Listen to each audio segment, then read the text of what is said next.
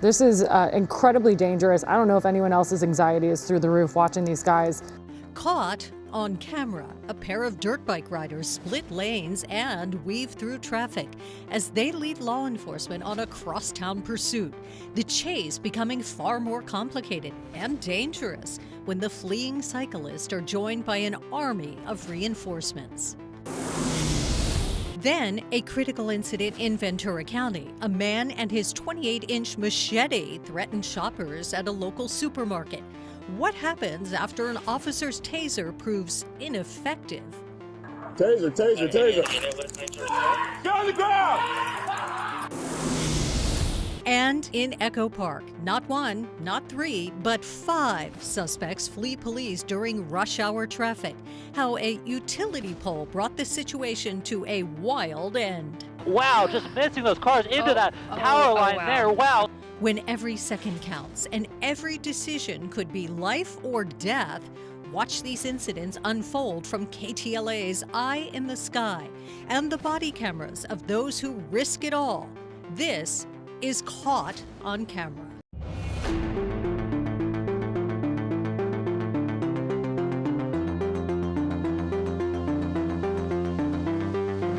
We are following breaking news. LA County Sheriff's deputies and the CHP are tracking 2 motorbikes. Gil Levis overhead in Sky 5. Gil, what can you tell us? It's January 16th, 2025. Southern California has just endured a week of deadly wildfires. But in a sign of return to normalcy, California Highway Patrol officers are now in pursuit. They're chasing a pair of dirt bike riders over a misdemeanor traffic violation, failure to yield. It's been on surface streets for the most part, but now on the 60 freeway eastbound from the East LA interchange, the 2 motorcycles were going at one point on the 710 freeway southbound in the northbound lanes once it exited the East LA area. But now we're back in that same area now, eastbound 60 freeway approaching the 710, and they're going in and out of traffic. They're unopposed by the CHP. CHP got a unit behind it, but it's a vehicle, not a motorcycle. So they had to drop back, but the helicopter overhead is keeping an eye on the pursuit as well as us. The 2 riders traveling at relatively slow speeds, but still posing a threat to drivers as they split lanes and weave through traffic. Pursuing officers have a difficult task ahead. They're trying to get units in position to try to intercept, but very tricky to get 2 motorcycles to pull over, especially in heavy traffic. Traffic not the only issue, as we learn more about the initial moments of the chase. One of the riders allegedly ramming one of the pursuing officers. We're hearing that it definitely was the blue motorcycle that tried to hit the motor officer during the pursuit. Tried to hit an officer on a motorbike. I assume that is still assault with a deadly weapon. It is. It's definitely assault on a peace officer. It was the blue motorcycle versus a motor officer. So it's unclear if it was a CHP officer or a sheriff's motor unit that was assaulted there. But definitely, they're saying now that it's the blue motorcycle. The white one just jumped into the pursuit in the mix. So now they're off after both of them. They've been sticking together. They haven't separated, and they're continuing eastbound from the 710 now on the 60 freeway. The pair weave back and forth through traffic, threading the needle between long-haul trucks, flatbeds, vans, and passenger vehicles. They're currently unopposed, and it appears unfazed as they approach an exit. It's dangerous enough riding a here, motorcycle in Los Angeles because so many people are on their phones or distracted and maybe don't move over to the side to let people pass. But these guys were weaving. They're not wearing any helmets. They don't have any protective gear on them. One guy's on his phone, riding with one hand at times. Look at that. Oh my gosh, cutting across in front of a car, turning left. Wrong way down. Opposite. Traffic. Oh my gosh. The pair jump back on the freeway, a CHP unit losing them as, unlike the bikes, it can't jump that center divider. The bikers split lanes. It's unclear if there's any way to end this. Now, a motor officer will be able to get right alongside them, do exactly what they're doing here, and keep up with them. That could intimidate them and bring them to a stop even. So we'll see if CHP engages or even the sheriffs. Yeah, and you know that they are going to do their best to stay on top of these guys, especially after One of those bikers apparently tried to strike one of the motor officers early on. Traveling nearly 50 miles an hour, the fleeing suspects speed around heavy traffic, but their attention isn't just on the freeway. It's on each other as they take part in an impressive high-speed dance. Yeah, they're sticking together. We see one of them constantly looking down at a phone. You can look at them. They're talking to each other right now. They may be trying to plan something, split up perhaps. For now, at least, they're sticking together, and not for the first time. One of them is glued to his phone as well.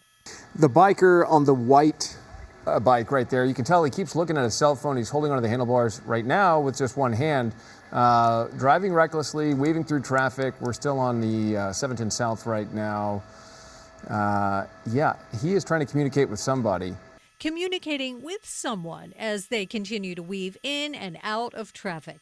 Proof of how agile a motorbike can be.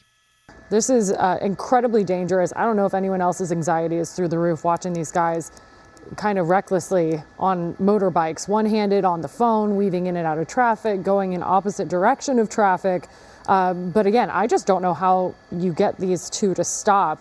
So we've covered some motorcycle pursuits where the CHP motorcycle unit will get in there with the pursuit, get right behind them, even get alongside of them, and try to force them to stop. So it is very intimidating to have a motor officer pull up and go, hey, we can keep up with you, we'll stay right with you, and we're gonna pull you over and arrest you eventually. So that's the message that the motor officer can do versus a squad car that just cannot keep up. LASD overhead in tracking mode. The rider of the white motorbike is back on his phone, but the question remains, why? We don't know if he's texting, looking at a map. Nonetheless, as they evade officers, they don't look frantic. It certainly looks like they're just cruising along. The pursuit now approaching the 1 hour mark. The pair continues to evade officers, now on the westbound 105, as the rider of the white bike stays locked into his phone. The fleeing bikers charge ahead, unimpeded, frequently checking over their shoulders. Are they looking for pursuing officers or something else entirely? Minutes later, as they exit in the Willowbrook area, we find out. It's westbound on Imperial. Oh. And look at this. We got oh boy. Oh, we got wow. a group of them. So wow. they called for reinforcements, I guess. Oh my 5. What is happening? Well, now we have a better idea of who they were on the phone with. The cavalry has arrived. Our pursuit suspects now joined by a growing number of motorbikes and even a reinforcement on a four-wheeler who offers a friendly show of support. Law enforcement certainly going to have their hands, their work cut out for them here as they try to pursue. Right now, aside from perhaps just being in, unlicensed vehicles like that four-wheeler and some of the other bikes, those guys, to the best of our knowledge, have not committed any crimes, but certainly putting on a show. Oh my, that is so dangerous. Weave through traffic. You see this kind of stuff though, not just during a pursuit like this, but even, oh, look, there's black and white. Yeah, that should be a sheriff's unit there that they passed. I wonder if they're just letting them wheelies. Yeah. Oh my God. You see this kind of stuff in Hollywood. You see it, all over the place. The street takeovers. The street takeovers, yeah. and sometimes, just Hollywood Boulevard, Sunset Boulevard on a Friday night, people will, they're just looking for attention. Law enforcement about to have another problem on their hands: extra fuel. We're pulling in a gas station. Okay, now would be a great time for officers to maybe intervene, but it looks like more people have joined this. 1, 2, 3, 4. God, there's a lot of them. This isn't good because they're going to refuel and then they're going to have more gas to work this. So we'll see what they do. They're the two originals. And look, just getting some fuel right here. And they are refueling. Refueling. This would be an opportune time for law enforcement to intervene, but no black and whites in sight. At least not right now. Even if they did intervene, so we're all, how do you even begin to contain 12 dudes on motorbikes and one quad? Our suspects fill up their tanks, fuel to keep this going for potentially hundreds of miles. And now, with a growing gang of reinforcements, they take off from the gas station on the ironically named Success Avenue. And the pursuit is back on. 1, 2, 3, 4, 5, 6, 2 quads. at least 6 riders. Wow. 7, 8, 9, 10, 11, 12, 13, More quads. 14, 15, 16 possibly. Oh boy. I don't know how to ride, but it's so dangerous. That explains the Nonetheless. confidence, I guess, in their behavior over the last hour. Texting, looking over their shoulder, clearly. Probably calling for reinforcements.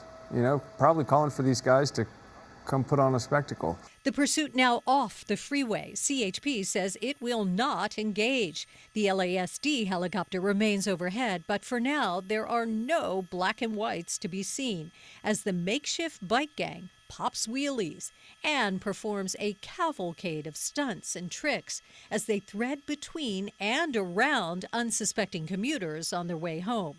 A street takeover of sorts. This was all started as a CHP attempting to stop one of the bikers for failure to yield. And now, of course, it's a felony pursuit. You can see them all shaking hands and high-fiving each other right here. Selfies, while they perhaps stop. streaming.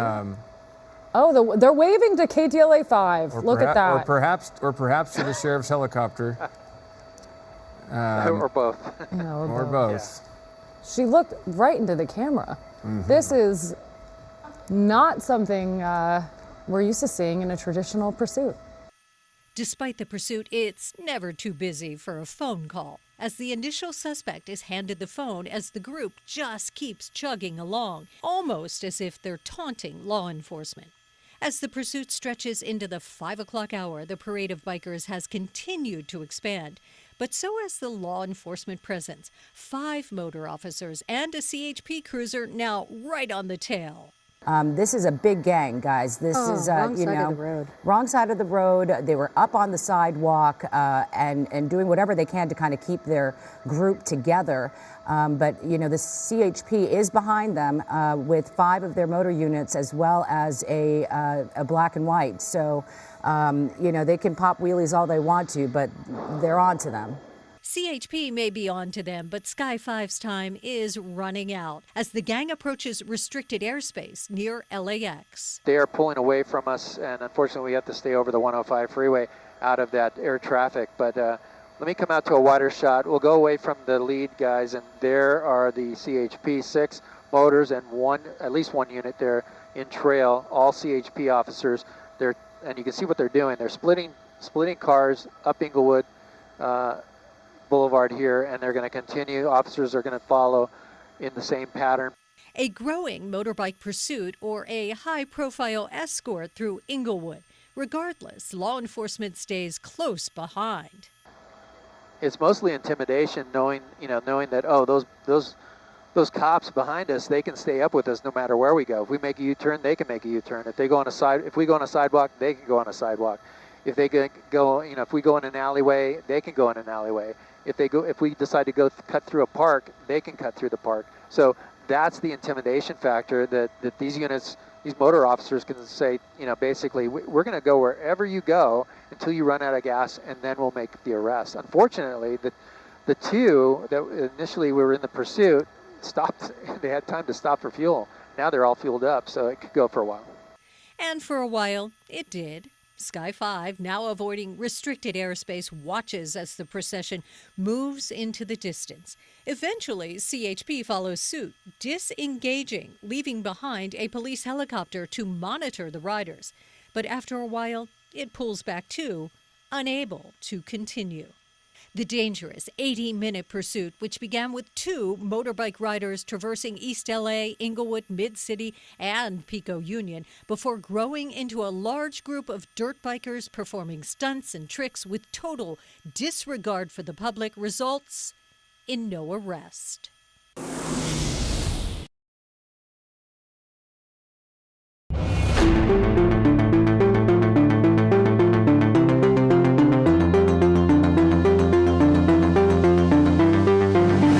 It's October 24th, 2024, 6:22 a.m. Ventura County deputies from the Thousand Oaks Police Station are dispatched to a domestic disturbance call at the Palm Garden Hotel on the 400 block of Ventura Park Road. Before the deputies arrive on scene, the call is upgraded as a suspect has been walking the hotel parking lot with a machete in hand before fleeing to a nearby Ralph's grocery store. It's in the parking lot of that Ralph's that deputies encounter the machete-wielding suspect. They attempt to detain him, and a deputy-involved shooting occurs. He's inside Ralph's? Yeah. Passerby just advised he's inside Ralph's. Sorry, he did right inside Ralph's. Where's he at? Down there. Is that him right there? The guy down there. With the long? Yeah. Hey, it's that guy with the long jacket in the gray. He's running around the corner.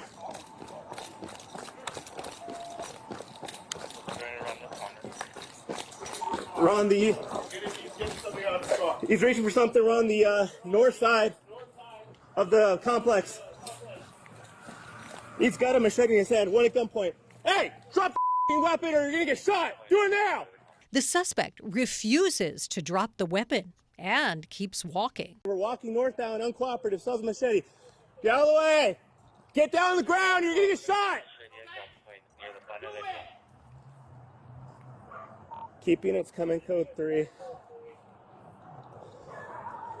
Get down on the ground. You're under arrest. Hit him with taser, hit him with taser. Taser.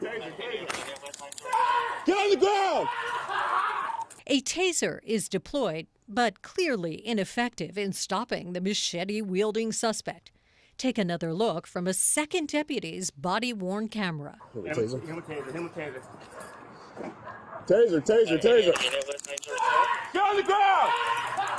The suspect runs for it into an open business, machete still in hand, advancing toward employees, one of which, in a split-second decision, uses a chair as a shield. And then the shots ring out.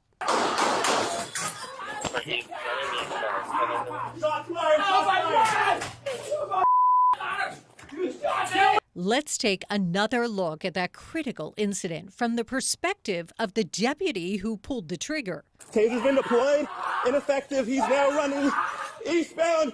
He's going into the store. Get on the ground, you get shot!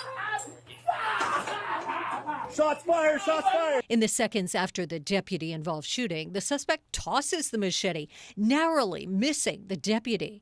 The deputies render aid until the suspect is transported to the hospital. But that's not where the saga ends. Sheriff's deputies later confirmed that prior to the shooting, the suspect, identified as 50-year-old Joseph Emmons, had been involved in a domestic disturbance at the Palm Garden Hotel, where he had allegedly used that 28-inch machete to break a hotel window before intentionally lighting his own vehicle on fire. Emmons then reportedly walked to a nearby 76 gas station, where he allegedly used his machete to assault a male victim. That victim sustaining minor injuries before fleeing, leaving Emmons to take control of the victim's abandoned vehicle. After the carjacking, Emmons made his way to the parking lot of the Ventura Park Shopping Center, where he used his trusted machete to vandalize another car. Then it was into the Ralph's, where Emmons is caught on surveillance cameras scaring shoppers and using that 28-inch blade to damage merchandise. Minutes later, we know how things end. He's going into the store.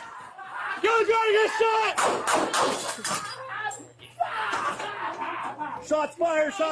Joseph Emmons was charged with 6 crimes: arson of property, vandalism over $400, attempted carjacking, assault with a deadly weapon, assault upon a peace officer, and resisting arrest. The Thousand Oaks man pleaded not guilty to all charges, and the incident is currently the subject of an internal investigation. The deputy who shot Emmons was placed on paid administrative leave, as is standard protocol for any officer-involved shooting. For now, all we have is the critical incident caught on camera.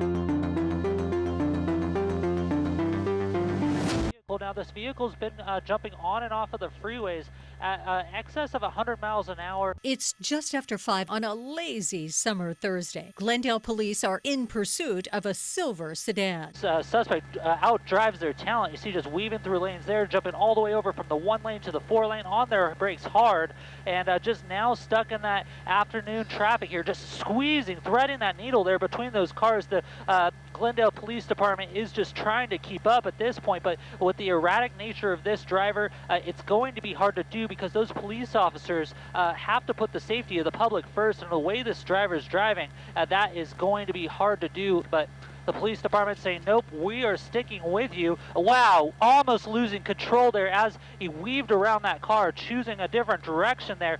The high-speed chase began in Glendale after what was meant to be a simple traffic stop. Police received word the vehicle's occupants were possibly armed and dangerous. Now, the driver's skills behind the wheel posing a threat to others as the pursuit has moved to Echo Park. As we watch this become increasingly dangerous on surface streets, oftentimes law enforcement will actually back off and try and calm things down. It doesn't appear at this point that these officers are willing to do that. That's right, and what we're hearing is that, you know, backing off of this pursuit hasn't really seemed to slow down this suspect. The suspect is simply wanted for a traffic violation starting probably 30 minutes ago, and it's just the suspect has just kept driving quite erratically since then. And then, in the blink of an eye... Wow, just missing those cars into that power line there. Wow, okay. That is quite the ending to this pursuit. We sure hope that this suspect is okay. Now the police have to figure out how to secure the situation. You have downed power lines, and they're going to have to protect the public there, too. Protect a public who saw the whole thing unfold just feet away. Going real fast, hits the curb, loses control, and looked like out of a movie. Flipped upside down, took out the telephone pole. And then give like this, 3 times. And I heard the wires above me start jingling, so I ran.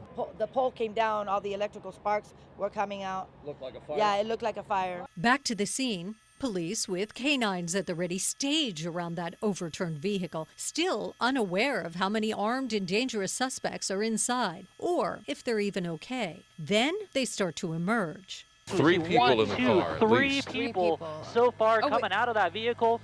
First person there being taken into custody by those officers. You see the air unit overhead calling out this to the dispatchers, and you see the person behind the vehicle there laying down on the ground, throwing that phone out of the way. The second person, 4 people. Wow, another person coming out of that car too. It's amazing that these people can move after that accident there. But 1, 2, 3, 4, 2 in custody. The other 2 proned out on the ground. The police department's taken this one by one suspect, one by one, to take them into custody after this this huge crash here, taking down a power line into a tree. Luckily, no civilians or the public was injured, but there you go. They're going to take that 4th person into custody, standing up, walking slowly back to those officers. This is what they want to see as they take these suspects into custody. Very slow movements. They're going to check the suspect for weapons, take them into custody, and then they're also interviewing all these different suspects to make sure there's no one else in the vehicle. There's number 5 coming out of the vehicle. So a lot of people in that very small Toyota vehicle there. A replay of this crash and a minor miracle, frankly, that no one was hurt, either bystanders or anyone in that car. Look at that. This happened at a Arco gas station right there. Can you imagine just pumping gas and seeing this all go down? And amazingly, 5 people got out of that vehicle and seemingly looked okay, that they were able to walk out unhurt. 5 suspects, 2 adults and 3 juveniles, crawl out of that upside-down sedan relatively unscathed. 3 ultimately requiring medical attention, though it could have been much worse. Again, a small miracle. No one was hurt. Bystanders appear safe, and the power lines are down. Avoid the area in Echo Park. The adult driver of the vehicle is arrested and booked for felony evading. Another adult passenger booked for a probation violation. Of the minors, 2 were released to their parents with no charges. A 3rd was not pursued as he fled the scene of that downed pole. It wasn't just that pole they knocked down. As you can see, power still out to much of this neighborhood. In the aftermath, utility crews worked through the night, restoring electricity to more than 2,000 customers on the border of Silver Lake and Echo Park, all because of this incident, which was caught on camera. Into that power line wow. there. Wow, Okay. that is quite the ending to this pursuit.